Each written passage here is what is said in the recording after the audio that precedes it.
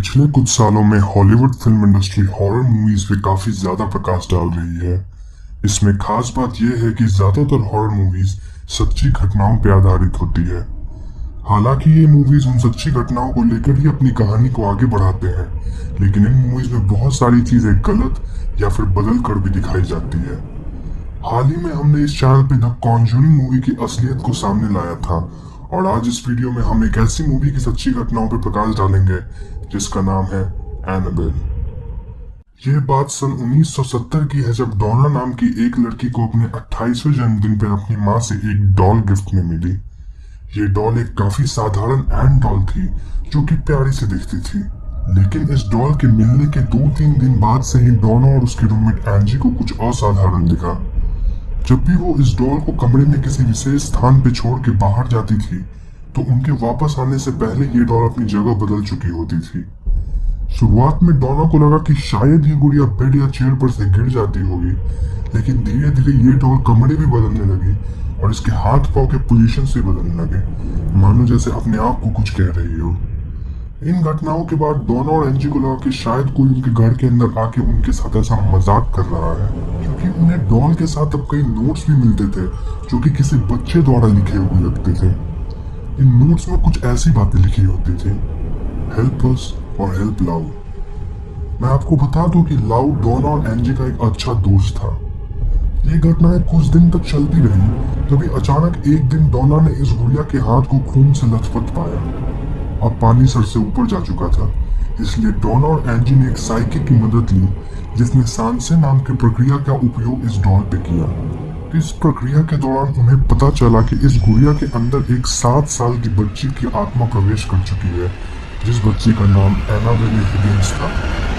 इस बच्ची की मृत्यु कुछ साल पहले इसी जगह पे हुई थी, जब ये घर और अपार्टमेंट्स नहीं बने थे। साइकिक ने डोना और एंजी को इस बात के लिए मनाया कि वो इस डॉल को अपने साथ ही रखे, क्योंकि इस गुड़िया से उन्हें कोई नुकसान नहीं होने वाला था। पर बात यहीं से बिगड़ना शुरू हो गई। शुरुआत में कुछ दिन तक तो ये गुड़िया इन दो लड़कियों के साथ बड़े ही आराम से रही, लेकिन धीरे धीरे ऐसी डरावनी घटनाएं होने लगी जो कि बहुत ही खौफनाक थी। डोना और एंजी के फ्रेंड लाओ को ये डॉल शुरुआत से ही बिल्कुल पसंद नहीं थी, और उसका मानना था कि उसे इस गुड़िया के अंदर से नेगेटिव शक्तियों का आभास होता है। तो एक रात जब लाओ उसी अपार्टमेंट में सो रहा था, तो उसकी नींद खुली और वो अपने आप को पैरालाइज स्टेट में पाया। वो हिल नहीं पा रहा था, और तभी उसने देखा कि वो डॉल उसके ऊपर से उसके पास चढ़कर उसके सीने पे बैठ गई और उसका गला दबाने लगी। इससे लाओ अपना होश खो बैठा, और जब उसको होश आया तो उसने ये बातें डोना और एंजी को बताई, और उसने भूला कि ये सपना नहीं था, बल्कि ऐसा सच में पिछली रात हुआ है। इस घटना के 2-3 दिन बाद ही लाओ के साथ एक दूसरा हादसा हुआ। इस बार लाओ और एंजी घर पे थे, और उन्हें डोना के कमरे से अजीब सी आवाजें सुनाई दी। चूंकि डोना घर पे नहीं थी, लाओ कमरे को चेक करने गया, और उसके वहां जाते ही आवाजें बंद हो गई। उसने एनाबेल को अपनी जगह से अलग दरवाजे के पास देखा, और जैसे ही उसने दरवाजा बंद करने की कोशिश की, उसे लगा कि मानो कोई उसके ऊपर आके तेज गति से उसके सीने पे वार किया, और ये कोई शैतानी ताकत लग रही थी। लाओ वहां से भागकर अपने कमरे में आया, और वहां उसने पाया कि उसकी छाती से खून निकल रहा था, और किसी बच्चे के पंजों के और नाखून के गहरे निशान थे। इस घटना के बाद डोना, एंजी और लाओ ने मिलकर एक प्रीस्ट को अपने घर बुलाया। उस प्रीस्ट ने गुड़िया की जांच की, और उन्होंने बताया कि इन तीनों को एड और लॉरेन वॉरेंस की मदद लेनी चाहिए, जो कि उस वक्त पैरानॉर्मल एक्टिविटीज के क्षेत्र में अपने एक्सपेरिमेंट्स को लेकर काफी मशहूर थे। एड और लॉरेन को खबर मिलते ही वो डोना के घर पे इस गुड़िया की जांच करने आ गए।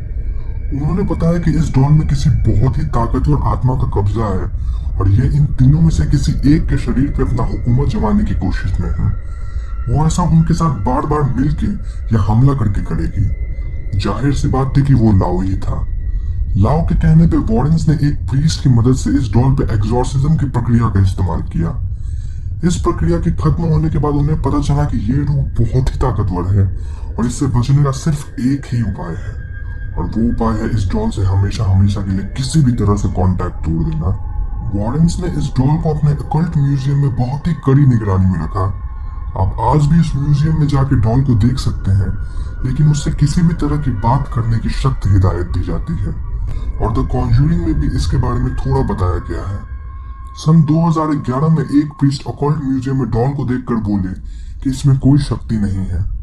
वो उस डॉल से इन्वॉल्व हुए और वहां से लौटते वक्त उनका एक्सीडेंट हुआ जिसमें वो बहुत ही बुरी तरह से घायल हो गए। सन 2012 में एक बाइकर म्यूजियम में उस डॉल को देखने गया। उसने डॉल की मजाक उड़ाई और वार्डन्स के मना करने पे भी वो ऐसा बार बार किया। वार्डन्स ने उसे घर से बाहर निकाल फेंका। उस बाइकर के रास्ते में अपने घर लौटते वक्त ही एक बहुत बुरी एक्सीडेंट हो गई और वो अपनी जान गंवा बैठा। हाल में ही खबर आई है कि मूवी में एक औरत इस पे हंस रही थी और मूवी खत्म होने तक उसको दौरा पड़ने लगे और ऐसा लग रहा था मानो उसके शरीर पे किसी ने काबू कर लिया हो। तो मैं आप सभी व्यूअर्स से अनुरोध करता हूँ कि आप इस वीडियो को मजाक में ना लें और किसी भी तरह से इस डॉल का मजाक न बनाएं। साथ ही साथ जितना हो सके अपने दोस्तों तक इस वीडियो को शेयर करें ताकि उन्हें भी एनाबेल की सच्ची कहानी पता चल सके। अगर आपको ये वीडियो पसंद आई तो इस वीडियो को लाइक करें और नीचे कमेंट में बताएं कि आपकी इन घटनाओं के बारे में क्या राय है।